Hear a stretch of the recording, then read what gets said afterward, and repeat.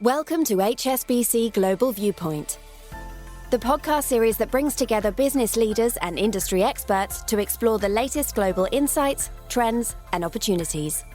Make sure you're subscribed to stay up to date with new episodes. Thanks for listening, and now on to today's show.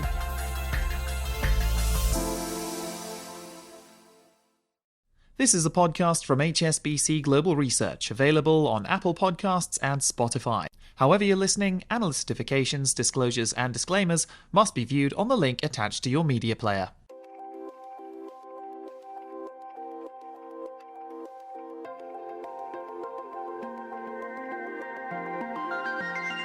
Hello and welcome to Under Banyan Tree, where we put Asian markets and economics in context. I'm Fred Newman, Chief Asia Economist here at HSBC. Today we're putting a spotlight on Southeast Asian neighbors Malaysia and Singapore. Growth is bouncing back in both economies and cooperation is high on the agenda. Southeast Asia economist Yun Liu joins me in the Hong Kong studio. Let's get the conversation started under the Banyan Tree.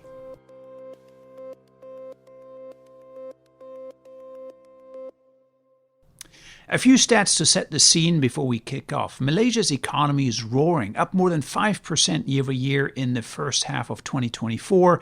It's been a broad recovery led by electronics, trade, and manufacturing. And that's also been a key theme for Singapore, where actually growth in the third quarter of this year was above 4% year over year, a very respectable rate of growth for the city-state. Both economies are now looking to expand further with the creation of a special economic zone. Let's bring in Yun Liu for more on this relationship. Yun, welcome to the podcast. Thank you for having me, Fred.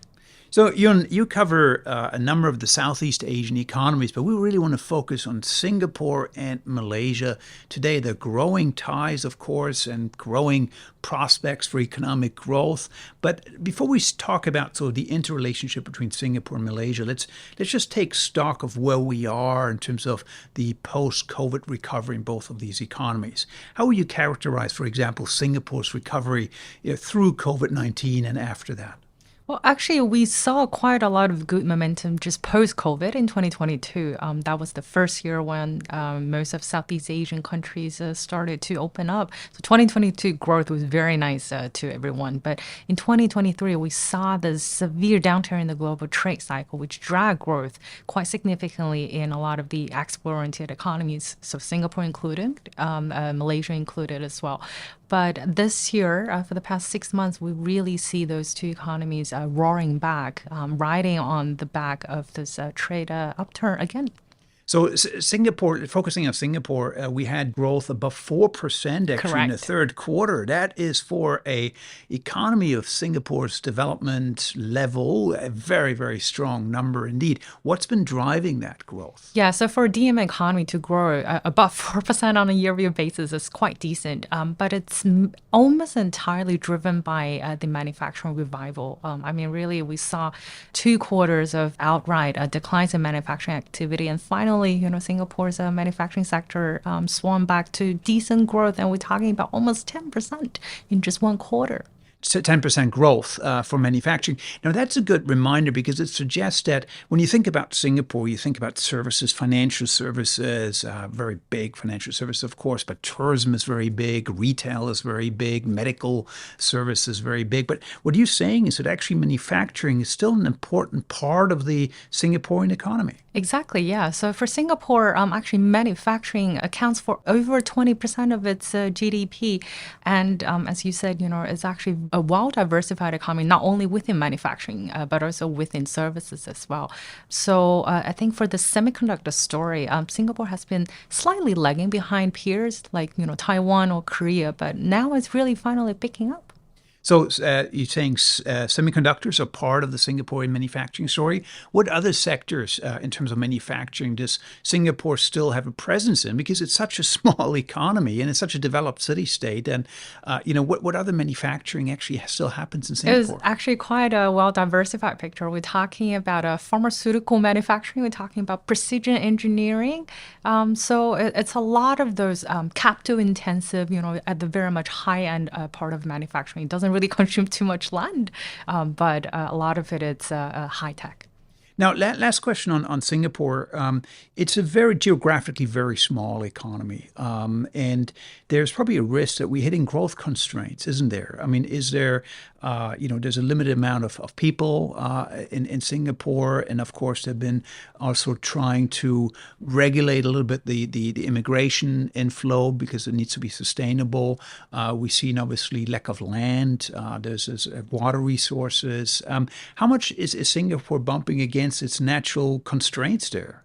There are definitely that concerns, but Singapore has been trying to cooperate with its regional neighbors to mitigate that efforts. In terms of, say, for example, the data centers, actually Singapore has a lot of data centers, but given that constraint now, Singapore is actually looking just across its causeway to its neighbor for more cooperation. And just now, we've been talking about this manufacturing story. So a large part of it actually doesn't consume that much land and labor. It's very capital intensive. So it's, the value add of the sector. So very efficient use of land, and of course, efficiency is sort of a byword for Singapore's economy. That's been the watchword for the government to drive efficiency. That's right. But you hint at really the connectivity to other economies in the region, which is very important. Singapore being one of the most connected economies, of course, in the world. But before we talk about the connectivity specifically, let's talk about Malaysia. How's the Malaysian economy done since COVID-19, and how's it sort of done over the last few quarters? Yeah, so for Malaysia, 2022, Malaysia's economy was actually the best performer in ASEAN, but in 2023 decelerated quite hugely, precisely because of that drag in the trade cycle. But we are finally seeing Malaysia's economy roaring back again now for the first half of the year, and we expect that momentum to continue. So the trade part, I think, is very much important for Malaysia, but there's actually quite a lot of good momentum in the services part, in private consumption. Tourism-related stuff is actually a bright spot in Malaysia's economy. So it's also a well-diversified economy. Yeah, we don't tend to think of Malaysia as a tourism destination, but tourism is a huge part of the Malaysian economy. When people think about tourism, they think about Thailand, for example, the Bali beaches. But Malaysia, a big tourist destination, and they've now have visa-free access, I think, for Chinese tourists, which is really driving arrivals. That's right. I think the visa-free program is very much the game changer this year. So if we look at the recovery rate of mainland Chinese tourists back in ASEAN, actually, Malaysia is number one within ASEAN. And one, visa waiver, I think it very much changes people's mentality. It makes the Chinese tourists feel easier and closer to come to Malaysia. And the other one, I think Malaysia also provides a lot of its niche products. And here we're talking about durian. And Malaysia. I was just waiting to when you bring in the durian story. So you're saying Chinese are flocking to Malaysia not just because it's visa-free, but also because it has allegedly the most delicious durian in Southeast Asia? Exactly. I have to confess that I am a big fan of Malaysia's Musang King durian, but obviously there are a lot more varieties than that. But I think it's something that the Chinese consumers are looking out for. Now, before you write in, dear listeners, we're not taking the view on which durian is the most delicious. I know there are intense national rivalries in terms of who breeds the best durian. We're just saying they all are good durians, and Malaysia's is among the good ones. But maybe this is a good time to take a quick break. And when we come back, let's hone in a little bit on the manufacturing recovery story in Malaysia and look at how that really ties into Singapore and how the two are starting to cooperate more.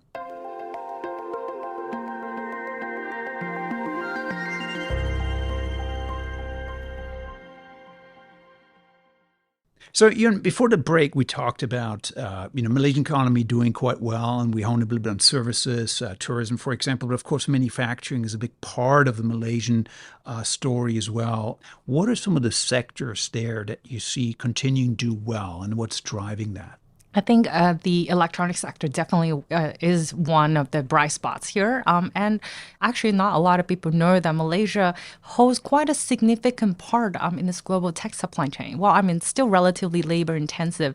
But if we look at its global share, it holds about the world's 13% what we call ATP, so assembly, testing, and packaging. in terms of the tech recovery, it's still lagging behind everyone else because it doesn't have direct exposure to the AI-powered chips. But as demand for global consumer electronics are picking up gradually, and we expect that trend to benefit Malaysia in the second half of this year. So semiconductors, you said ATP, which is assembly, testing, and packaging, which is an important part of the semiconductor supply chain. So some of the semiconductors are being produced in Korea or Taiwan or even Singapore, brought across the border for ATP types activity, which is actually very important. And Malaysia has a good footprint in that.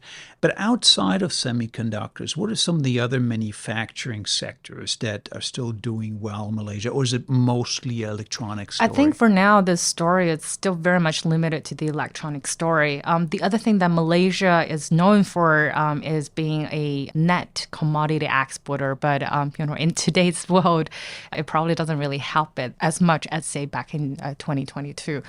But what I see, especially, in terms of all these FDI relocations or FDI commitments coming to Malaysia, data center is one, very much a rising topic, quite a hot topic in recent months. And the other one is the green transition, green sectors here. And a lot of the FDI actually comes from China. That's interesting. So green technology, of course, even though Malaysia is traditionally a oil and gas exporter, but is now starting to pivot into green technology for assembly and production, but also in terms of its own energy transition. I think Malaysia has ambitious plans here. And part of that is related to the other thing you mentioned, which is data centers, which are very, very power hungry. So Malaysia is facing a bit of a requirement to invest heavily in electricity. Talk to us about the data center business and what it means for Malaysia. Yeah, I think, for Malaysia, in terms of the semiconductor part, we're mainly talking about Penang, which is in the north. But then when it comes to data centers, we're mainly talking about Johor Bahru, which is right next to Singapore.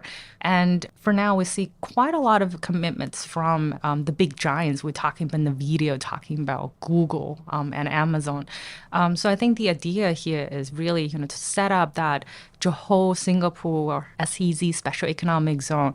And, Singapore has the technology, but it lacks in its natural resources. And that's exactly what Malaysia has. And in particular, Johor holds a very significant and strategic position to that. So in terms of abundance of land here, in terms of power, in terms of electricity, that's all very significant for tech giants to move. So this is a great example then of the complementarity of Malaysia and Singapore's economy, where we mentioned in the first segment that Singapore has a lack of land. Obviously, it's a geographically fairly small area. Data centers need land, they need energy, they need water, and that is in relatively greater abundance in Malaysia. And so we're seeing really this data-intensive industry of Singapore basically relying on southern Malaysia for that data center provision.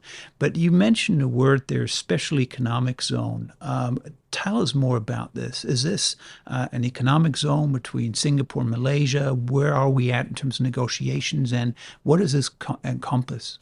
It's called the Johor Singapore SEZ Special Economic Zone. So you can sort of think about it as the same idea as, how Hong Kong and Shenzhen, so the sort of greater Bay Area, that kind of concept. And the negotiations are still ongoing. We'd probably expect, to hear some news by the end of this year. But I think the concept here is really, the two economies are very much complementary to each other. So it's like, each of them doing what they're best and trying to capitalize or set up an ecosystem around that area. So we're witnessing in real time really here the emergence of a regional economy, sort of more integrated. And presumably there's a lot in there for Singapore because it's hitting a little bit its natural growth boundaries in certain sectors that allows Singapore economy to expand, to use, to outsource more to Malaysia and help it to grow. What's in there for Malaysia? I think for Malaysia, if, the SEZ can materialize anytime soon, it very much serves as a gateway to ASEAN. And not only for, Singapore say, FDI coming into Malaysia, but also to attract more FDI from outside of the region. And then when they decide where to invest, they see the potential in that SEZ. So I think that SEZ, if we play the cards right and if implementation comes timely, then it very much increases the attractiveness of Malaysia as an FDI destination here. So that's very promising. I think a reminder that when we think about Asia, we think about the big economies of India emerging. We think about, of course, mainland China still there. But here there is these micro stories, Singapore and Johor, which is across the border. That's a huge economic engine itself, and we're seeing in real time really that integration. That's all a positive story. Are you concerned? Are there some concerns we should be aware of in the near term? I mean, both are very highly trade dependent economies. So yes, even if structurally this is positive, are you worried a bit of dark clouds on the horizon a little bit when it comes to trade? Yes, I do actually, because when we talk about the trade tensions, the two biggest beneficiaries here in ASEAN, one is Vietnam and the other is in Malaysia. So by the same token, if there's any material change to that trade policy, not only on China, but also on ASEAN in particular, after the U.S. election, I think it very much it poses some uncertainty there. I mean, it's pretty much the same coin, but both sides. There are upside, but then at the same time, there are also a lot of downside risks as well. Yeah, of course. Any economy that is built on, more trade and more investment, cross-border investment, which these two economies really are. They're sort of I think, this poster child, if you will, for globally open economies. Yes. Of course, anything that upsets, the path towards greater global integration is a bit of a worry. But it's interesting that they're responding also with their own structural reforms domestically. Exactly. And integration to unleash some of those efficiency gains to stay in the game. Yes, that's right. Well, thank you very much, Yun. I think we'll have you back to see how this special economic zone then comes into being and what the effect will be. And we'll certainly keep a close eye on the Singaporean and Malaysian economies here under the Banyan tree. So thank you, Yun. Thank you for having me. And that's a wrap for another week here under the Banyan tree. Many thanks for joining us. And a quick word to those of you who are HSBC clients. HSBC Global Research is taking part this year in the Extel Asia survey for 2025. So please consider voting in the survey, which actually runs from the 12th of November to the 6th of December. For now, take care and talk to you again very soon.